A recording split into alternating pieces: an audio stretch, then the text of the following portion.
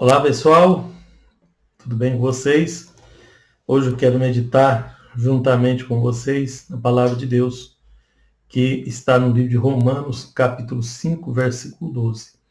O versículo todo diz assim: Portanto, como por um homem entrou o pecado no mundo, e pelo pecado a morte, assim também a morte passou a todos os homens, por isso que todos pecaram. Então, o que é o pecado, né? O pecado é uma desobediência a qualquer norma, a qualquer preceito. É uma falta, é um erro, né? Então, o pecado, a definição seria qualquer ato que desrespeite às leis divinas, fazendo o que é errado, o que é injusto. Isso do ponto de vista de Deus e não do ponto de vista humano, né?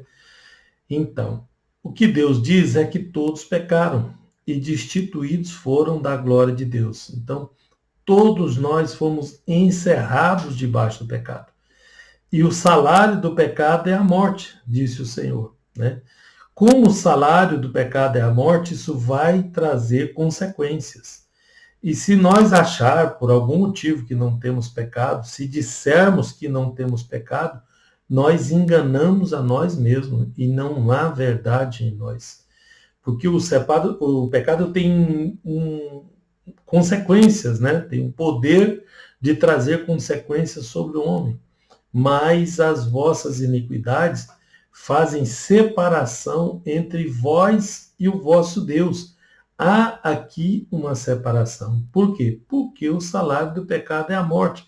Então, a pessoa morta para Deus fica distanciado de Deus, separado de Deus.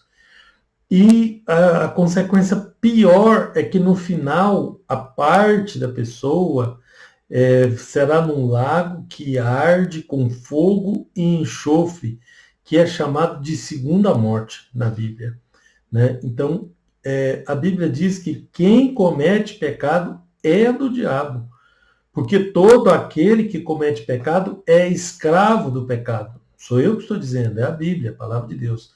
Vou deixar os versículos para vocês aí. Porque o juízo veio de uma ofensa, na verdade, para a condenação. Então, por causa de uma ofensa, vem o juízo sobre o homem. Então, não tem intensidade, tamanho de pecado.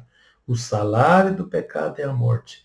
Então, o homem está encerrado debaixo do pecado. E só há uma maneira do homem resolver esse problema do pecado: acabar com essa pecha do pecado.